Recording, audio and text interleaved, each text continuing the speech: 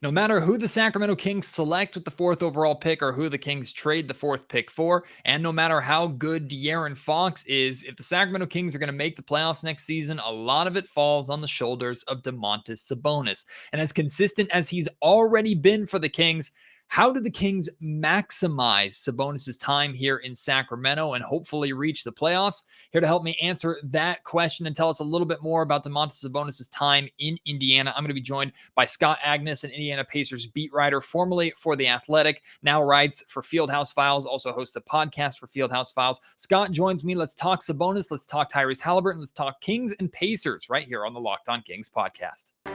You are Locked On Kings, your daily Sacramento Kings podcast, part of the Locked On Podcast Network, your team every day. And now, ladies and gentlemen, it is that time for another episode of Locked On Kings. Hello and welcome into Locked On Kings, your podcast hub for Sacramento Kings coverage all regular season and all off season. And today's episode is brought to you by an all-new sponsor who I'm so excited to tell you about. It's Arcade One Up. Bring home a slam dunk. Introducing NBA Jam Shaq Edition from Arcade One Up. Pre-order now to play with legends. Arcade One Up is the place for authentic gaming experiences featuring licensed retro games from the golden age of arcades. I'll tell you a little bit more about them later on in the show. My name is Matt George. I have the privilege of being your host here. I'm a ABC 10 sports producer and reporter in Sacramento, ABC 10 News.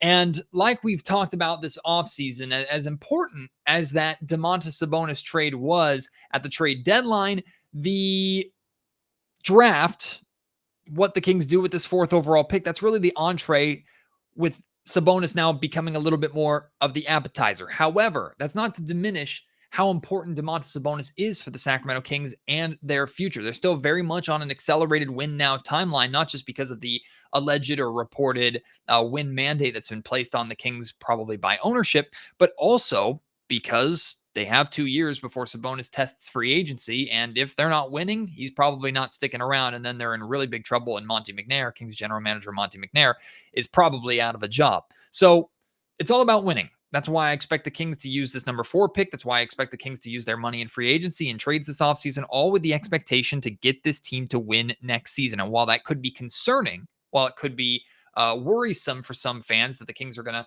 make knee-jerk win-now moves that might sacrifice the future and not be smart moves, I think I'm a little more, like I've talked about in the past, I'm a little more confident in Monty's ability to accomplish that goal without doing something absurd that is a blatant move to try and save his job, or a blatantly handicapping future move in order to maybe make the playoffs once and then just kind of be a one and done 8th seed, let's say, first round sweep, right? But the Kings are trying to make the playoffs. And if they're going to make the playoffs, that's going to mean they're maximizing the majority of their talent on this roster. And make no mistake about it, this roster still has to get significantly better.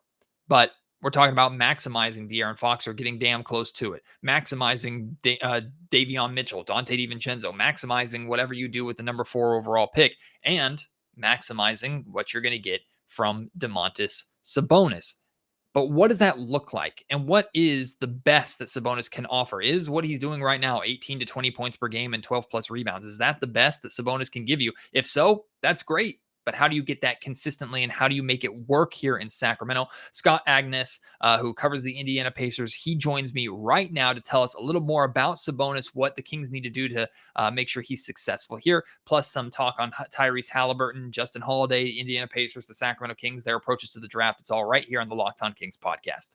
There's a lot of talk right now with what the Sacramento Kings are going to do with the 4th overall pick in the draft. But of course, whatever they do, they're trying to add to their new De'Aaron Fox and Domantas Sabonis core.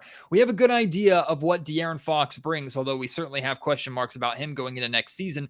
But Domantas Sabonis, so the Kings acquired at the trade deadline, has got 2 years left on his contract. So essentially the Kings have 2 years to try and figure this out and get this right, or he's likely leaving. And the expectation for this Kings team is that they're going to be competing for the playoffs as early as next season. If they're going to accomplish that, there's going to be a lot of weight that falls on Sabonis' shoulders right away. And here to give us a gauge of what is too much expectation for Sabonis and how the Kings can maximize Domantas Sabonis is someone who is very familiar with Sabonis and Indiana Pacers basketball. Scott Agness, formerly of The Athletic, now covers the Pacers and also hosts a podcast for Fieldhouse Files. Scott, it's an absolute pleasure to have you join me here on Locked On Kings, my friend. A lot has happened since that trade deadline move. I know, or at least I get the sense in Indiana, there's a lot of love for Tyrese Halliburton, and fans are very excited about the future there.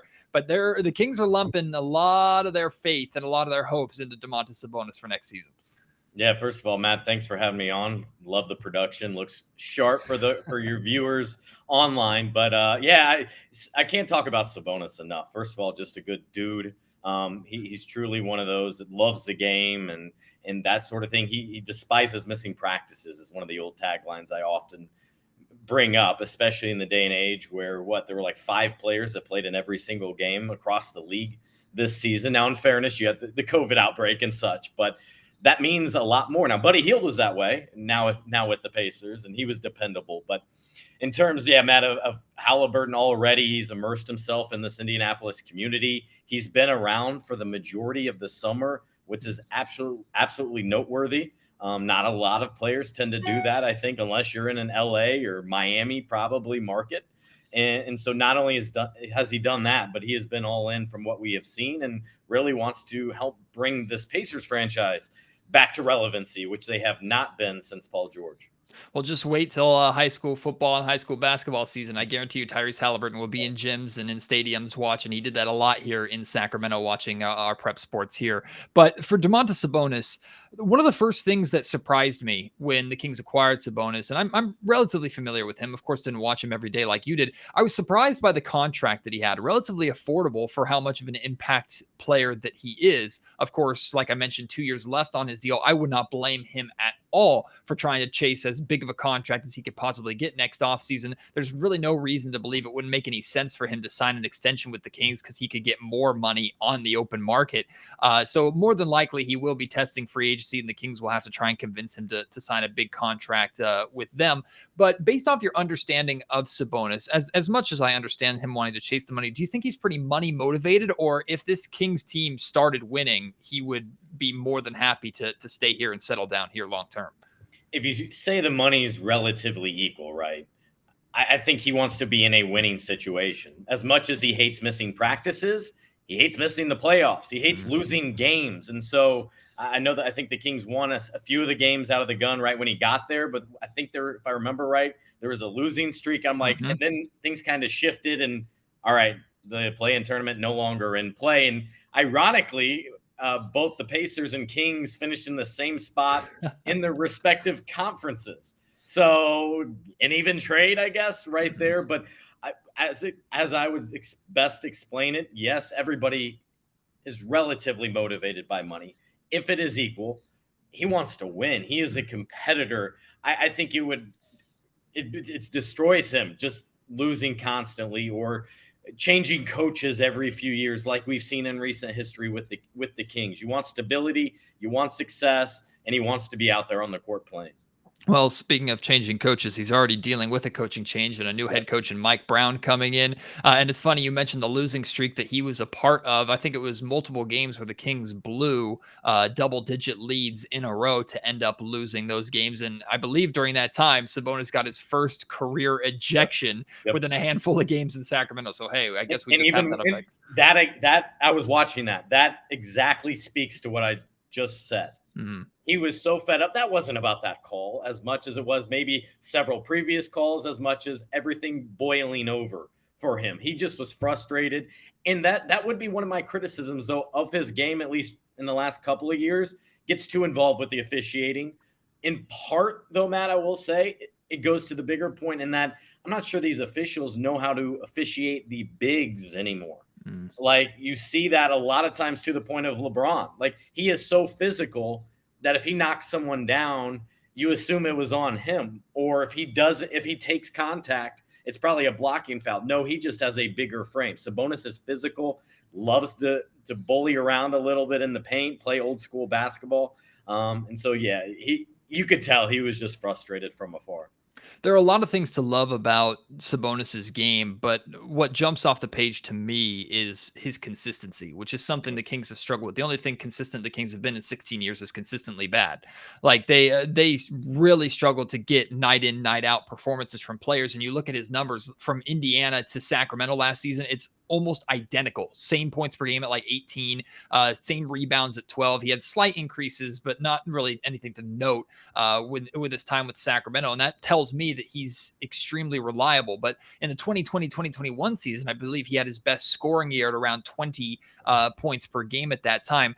Looking at the numbers that he has put up over the last few seasons, Scott, are we looking at like statistically probably the best that Sabonis is going to get around that 18, 19, 20 points per game, 12 plus rebounds per game, double-double? Is that not necessarily his peak, but that what he's probably going to be for the remainder of his career at the top? Yeah, I think so. That's who he is. You could always count on him to have a double-double almost every single game. The reason I didn't think maybe necessarily he would be traded at the deadline, we all thought it would be more Miles Turner. Obviously, for your viewers, if you aren't aware, Pacers have been doing the Sabonis-Turner pairing for like 4 seasons, to the point where before the year started, and again, the Pacers changed coaches. It was Rick Carlisle stepping in, and like at the second game of the season beforehand, he was asked by an out-of-town writer. We had already discussed it at length. Hey, Rick, what do you think about this pairing? He goes, geez, are we going to have this conversation before every game? We'd like them both. We're going to see what it is, and we're going to try to make it work. Well, that's exhausting to all of us. We've had that conversation. So it is noteworthy for Sabonis finally able to get out and, I don't know, fly a little bit away from that pressure or that duplicate skill sets to an extent, although they were two very different players. Sabonis, it'd be great if he really could add a three-point shot. He's been trying the last couple of off seasons. I'm sure that's one of his big emphasis this off season is adding that three-point shot. The rest is pretty much who he is. Tremendous in the pick and roll, tremendous at making players better. And going back to, I guess, what I started with this original point is I didn't think they would necessarily move him in season, because if you're another team, you kind of have to change how you're playing and utilize him more. He is the hub, the central hub is kind of how I described it, of what he is for your offense. Things run through him versus with Halliburton now, it's running through a point guard. With Sabonis, it's through him. And so that causes you to adapt a little bit. But we saw the Kings handle that just well. And right away, we got that awful nickname between Domas and Aaron Fox, which I do not endorse. Fox and the Ox, you're not a fan? No, I am not. No. We'll send you a t-shirt. We'll get you on board, Scott. Slowly but surely, we'll win you over. But what did the Sacramento Kings have to do, you think, to maximize Sabonis over these next 2 years? Hopefully he'll be here beyond that. But over these next 2 years, a team that's trying to break a 16-year playoff drought, how do the Kings maximize Domantas Sabonis as early as next season? One, accept, if they haven't already, that you're running things through him. You send it to him on the high post, a lot of dribble handoffs. He is incredible at dribble handoffs. He helped Doug McDermott get paid in San Antonio a couple off seasons ago, last off season, getting about like $14.5 million. Where he came into the draft being great was 3-point shot, where he evolved, and mainly because he was underutilized, was not getting those shots as much. He started doing more and more pick and roll with Domas, and then the backdoor cuts, and Domas would always find him. He's probably the best passer on the team. And so you just have to call his number, recognize that he needs the ball and to run the offense. And then also I think it's important to have shooters to help space the floor around him, because that's not his game, at least right now, is adding that dimension versus Miles Turner. He is a 3-point shooter as a 5. Today's episode of Locked On Kings is brought to you by Arcade 1-Up. Boom, shakalaka. We've got big news. The one, the only NBA Jam is back. One of my favorite games as a kid. Arcade 1-Up is the leader in at-home retro arcade games, and they're not only bringing the best game ever back, they've made it even bigger and made it even better with a Shaq edition. People are obsessed with NBA Jam, and I'm thrilled to tell you, Locked On Kings listeners, that you can once again play hoops with the NBA legends in this arcade classic. Jump clear across the court, set the ball on fire in one of the first sports games ever to feature real and digitalized NBA licensed teams. No fouls, no free throws, and no quarters required. Compete with your friends and family through the all-new Wi-Fi leaderboards, making you more connected than ever. Pre-order now from arcade1up.com. That's arcade, the number 1, arcade1up.com for an estimated early September ship date. Arcade One Up is the place for fun, and they've got even more classics like Golden Tee, Mortal Kombat, and many others starting at just $399. Check this out. They are giving away an NBA Jam Shack edition to a Locked On listener. Enter for a chance to win a game console for your man cave at arcade1up.com/lockedon. That's arcade, the number 1up.com/lockedon. You got till July 8th to enter and win NBA Jam Shack edition, that console from Arcade One Up.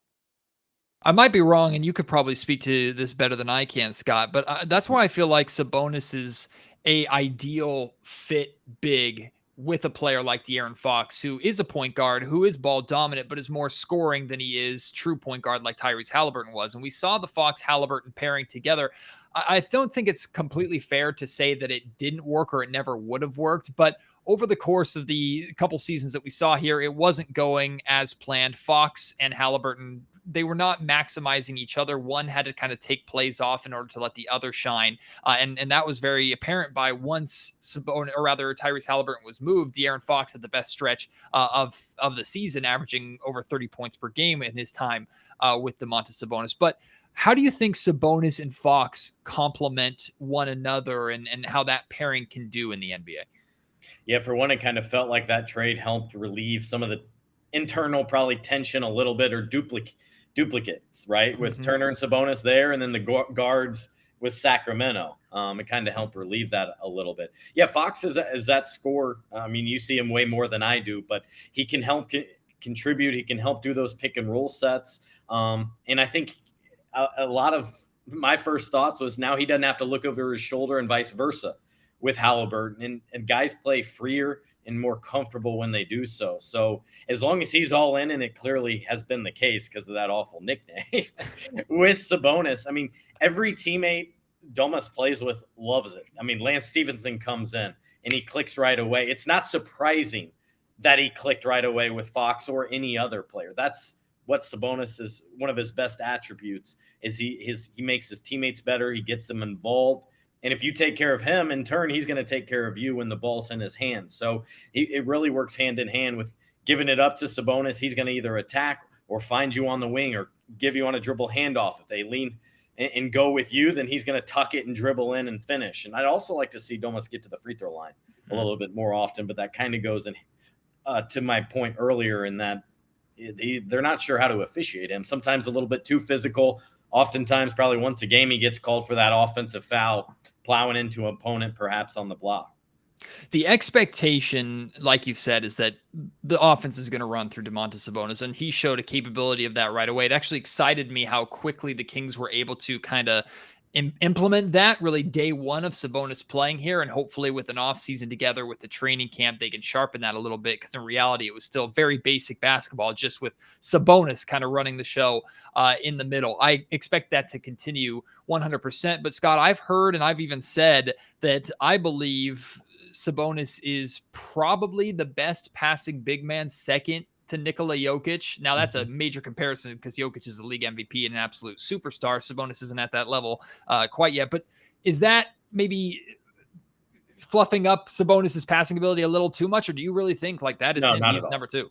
Yeah, no, you're dead on, Matt. We were all saying the same thing here as well. Is there's no comparison between, or at least right now, between Jokic and Sabonis. Jokic might be the best passing big man ever, although I always preface it, at least that I've seen. I don't remember Kareem and Wilt and those guys, but yeah, he's fantastic. The no looks, and talking about Jokic with Domas, his court vision, his feel for the game. I'm sure a lot of that comes from his father and growing up around the game. His brothers played basketball, but no, you're not puffing him up or that is absolutely earned. And that's why I think last season, if I remember right, I had like 5 triple doubles. Maybe it was the last couple of seasons, but that's an area, his all around game he's been able to show off more over the last couple of years. And I do actually want to go back. You mentioned his extension and the money and all of that. It is that risk reward. Do you sign an extension before the season? Do you try to play it out? What does it look like?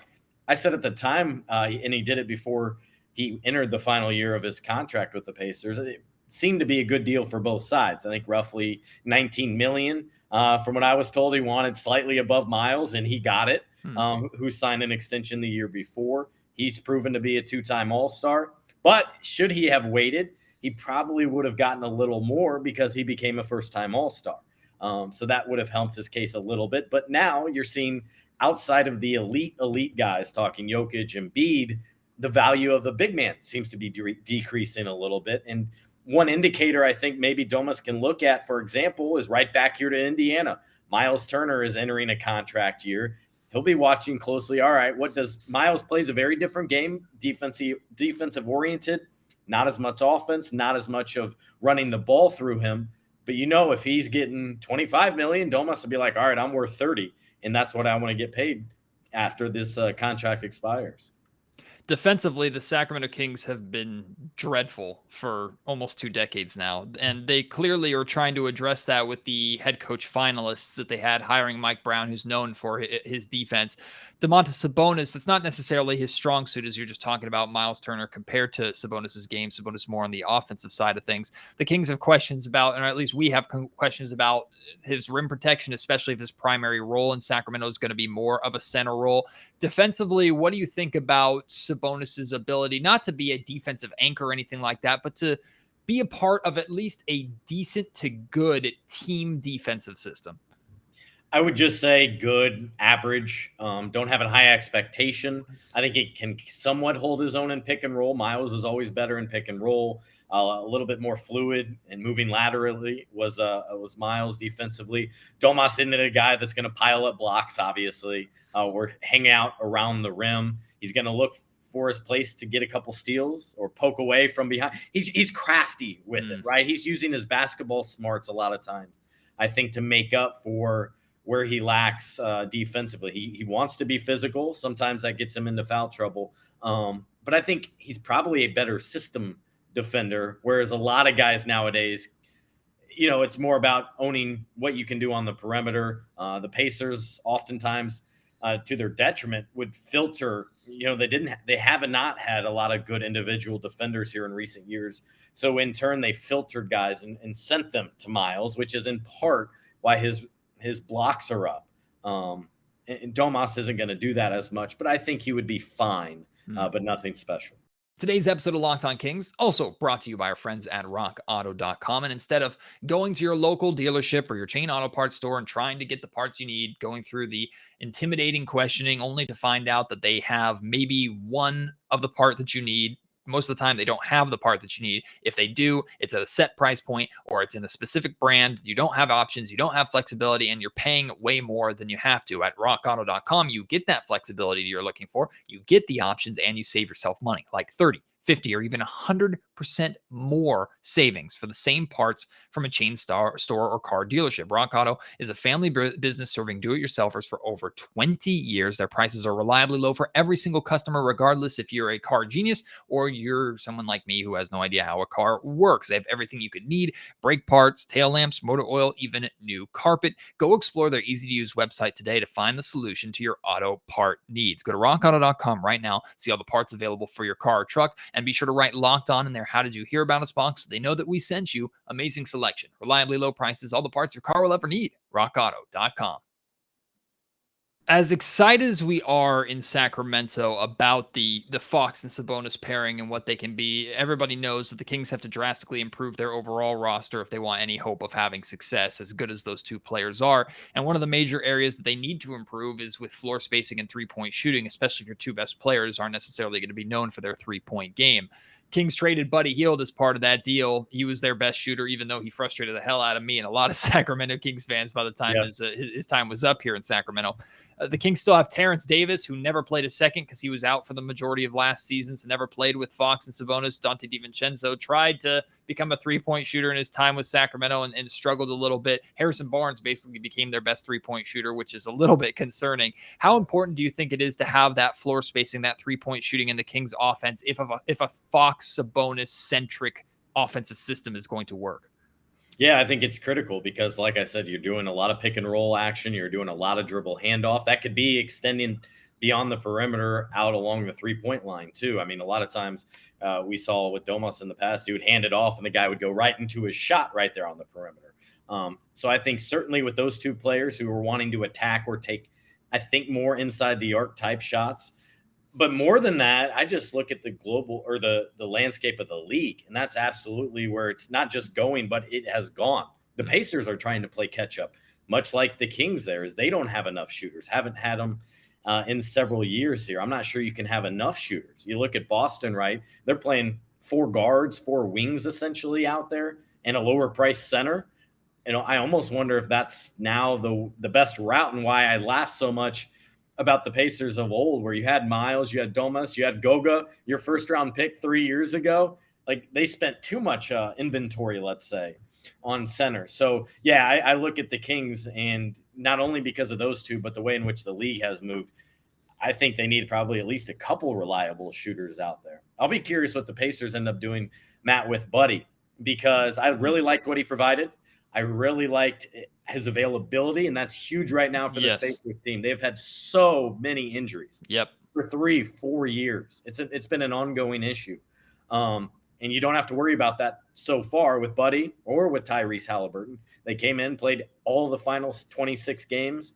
But at the same time, he's approaching 30. He's a little higher priced. I more so worry about the age than I do his salary, because a younger team, they probably will get even younger here going into free agency. You got to spend money on some players before their contracts hit, right? And so while Halliburton, you don't have to pay him here for a couple of years, you could tolerate a Buddy Hield contract. So right now, I wouldn't be surprised. I'd be more surprised if he is moved than kept going into next season. And building off of that too, of course, the Indiana Pacers find themselves with the 6th pick in the draft, Sacramento Kings at 4. A lot of what I think the Kings are looking for at that 4 spot, as much as Kings fans want the Kings to go out and get a star moving up from 7 to 4 in the draft lottery, and I completely understand that, the Kings this offseason are looking for someone who, in theory, is going to become the front court partner of Domantas Sabonis. Now, I don't know if it's realistic to expect that out of a rookie in the draft, although I'm a huge fan of Keegan Murray out of Iowa. I think he could come in right away and be that guy. So kind of a 2-part question here. One, what do you think about the fit of Keegan Murray or any other of the rookies in this class with Sabonis, if any names jump to mind? And then number 2 is, what do you think the hope is or expectation is for Indiana at 6? Yeah, so first, in terms of the Kings, it seems like everybody I continue to talk to does not expect them to even make that pick. They do expect a trade in order to get somebody more ready to contribute right away. And this would go along with what they did at the trade deadline, demonstrating we have more urgency right now. And you could argue, hey, this is great. You got ownership willing to commit to winning now, yet at the same time, I guess it depends on what the return is, because they jumped up. It was fun. I was in that draft lottery room. So I was there with one of the owners, or minority owner. I remember him talking about that fuzzy or hairy little guy that he had as a good luck charm. I think he called it the man. I basically had a 10-minute conversation with him as we're waiting like an hour and a half for this to air publicly. We could go into it if you want, but nonetheless, I just don't, from what I gather, I don't see the Kings more likely than not taking that pick, instead trying to repurpose it. It's funny, I think about the Pacers, I'm like, yeah, if not for the bad blood, Buddy Hield would make a lot of sense, right, for the Kings. But he's even, right when he came here, a lot of times guys they try to move on. Hey, I appreciate it. Let's keep it moving. It's amazing, Matt, how many times he's like, hey, I'm having fun playing basketball again. Or, oh, it's interesting when I'm used in this way. That's Buddy. Yeah. Like, a lot of guys stray away from that. Buddy was straightforward about his disdain and gratefulness to finally be out of there. Very on brand for one Buddy Hield. There you go. So to your point, should they keep it? I think Murray makes a lot of sense. Jaden Ivey he has the higher ceiling, I think, but he kind of creates the same problem you just had to an extent of more ball handlers. So it goes back to that first question where it's like, do you make the longer, bigger picture investment, or does urgency outweigh the decision here? And I think for the Kings, probably it's about winning now and showing progress. So that's where things will get really interesting then for the Pacers, because if they make a trade, and it probably will come draft day, if so, of a team wanting to move up and say, get a player that, they weren't expecting to be available, then it creates an interesting scenario for the Pacers. I've been on record right now, at least to this point, I think Ben Mathurin is the guy for the Pacers at 6 in Arizona. I really like what he would provide. Small forward, a wing. He's not quite there defensively just yet, but I think he has that skill set. Kind of a stockier frame, reminds me defensively of a much lighter, let's call it OG Anunoby, who wasn't they were quite opposites. OG was known for his defense, less so offensive end.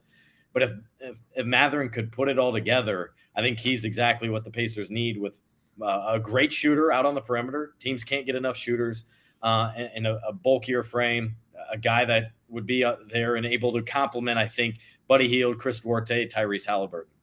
Interesting. If the Kings had stayed at 7, that was a major name that we were discussing here in Sacramento before moving up. So I'm very interested to see what happens with Indiana at 6 on draft night. Last thing I have for you, Scott, another player that came to the Sacramento as part of the trade was Justin Holiday, who I'm a fan of the Holiday family. He's amazing, man. And Love that guy. I'm looking forward to hopefully seeing, he's under contract for 1 more year with the Kings, hopefully seeing him back. He really struggled in his time with Sacramento. It almost felt like he came into Sacramento and took the Buddy Hield role. Like he got a green light to shoot and he shot a lot and he was not efficient offensively. Did have some good moments defensively too, but he ended up being basically the starter at that 2 spot when I don't think, and most people didn't think he should have been. I think that should have been Dante DiVincenzo's spot. But regardless, that's how the Kings finished out the season. I think some fans are giving up, and maybe myself too, we're giving up on Justin Holiday a little bit too quickly. What do you think? You just talked about how great of a guy he is. What do you think he could provide Sacramento with what they're trying to do?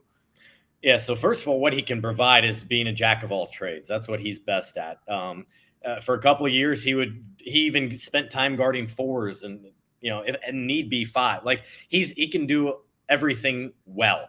He's really good shooting out of the corner. So if talk about needing spacing, do a dribble handoff, let's say with Fox and Sabonis, there's Justin Holiday in that left corner ready to go if you need to send it to him type thing. I haven't talked with him, but I suspect this is in part what led to those struggles, is he is such a family man. And like he's firm in his beliefs. For instance, he did not get the vaccine, has no intention to ever doing so, in part for family and religious and all those type of things. He's firm in his beliefs.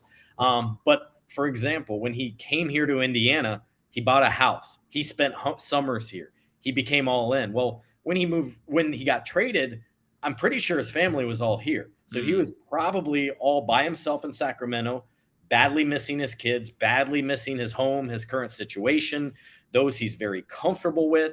It was in Indiana where he received his first multi-year contract extension. He's got a great story, a guy that had to start his career overseas, where his younger brother, Drew, got into the league, got all the attention and all that. He's obviously the better player. But then Justin, worked his way back here. He won a title with the Warriors. He's that tremendous veteran influence that any franchise would be fortunate to be able to hire after his playing days for his basketball smarts, his character. Maybe he'd work in player development. I could talk on and on about Justin. That's how much I think about him.